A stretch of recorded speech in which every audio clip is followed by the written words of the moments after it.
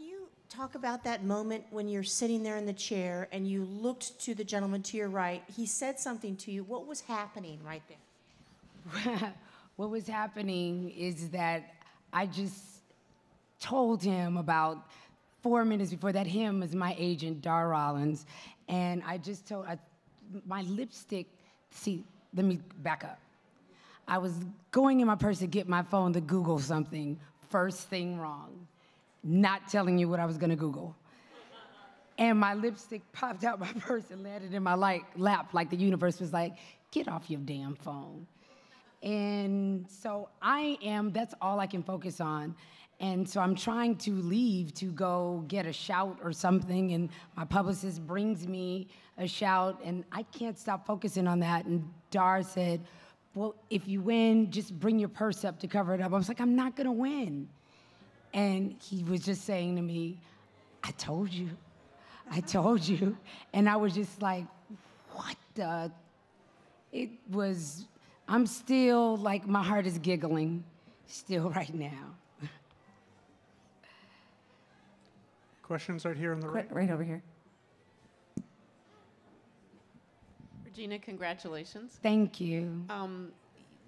This industry has been very, very focused in the last, year, 2 years about the issue of diversity, about creating roles and space for people of all colors and all backgrounds to tell their stories, to do directing, as you have recently branched out into. Do you feel like that that the industry has reached a turning point? Do you think this will be lasting change? I'm going to be 100% honest. I think, in addition to the fact that I thought that the performances in this category were so amazing, I do feel a lot of times where it's just so divided as a country, and that things are always looked at as black or white, and I am guilty of that a lot of times as well. And I think that probably played into a big part of my assumption that the chances of me winning were so small. Also looking at the numbers of different people in the category, the numbers do definitely way larger on the white population, and that was something that I am guilty of as well as all of us. We all are looking at things in sections all the time, and that was one of the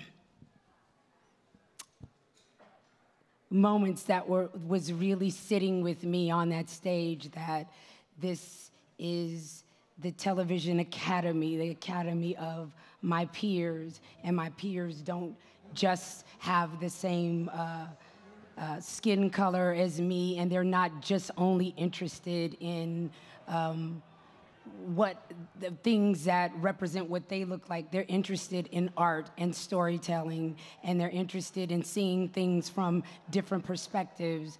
And this is an example of what you said, of us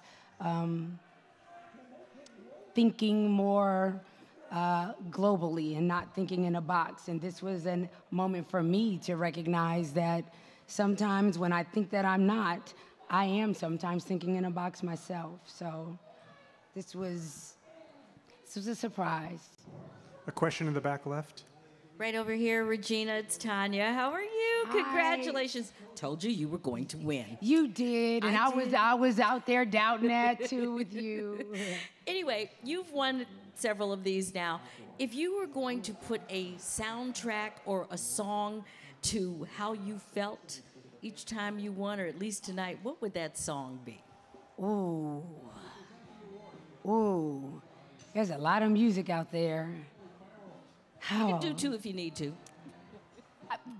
My mind is it's like a flashbox going in my head right now. It's hard to narrow down on one, but I just, for whatever reason, just keep thinking of the Miles Davis Kind of Blue album, just because it's one of my favorite pieces of music ever, pieces of art ever, and I'm feeling that I've been recognized tonight for my art and the art that I shared with a bunch of incredible men and women. And Kind of Blue, just, I don't know anyone who doesn't love that album, so I'm feeling kind of blue in such a good way in my chartreuse. All right. Any further questions? Good. Thank you. Thank you, Regina. Congratulations.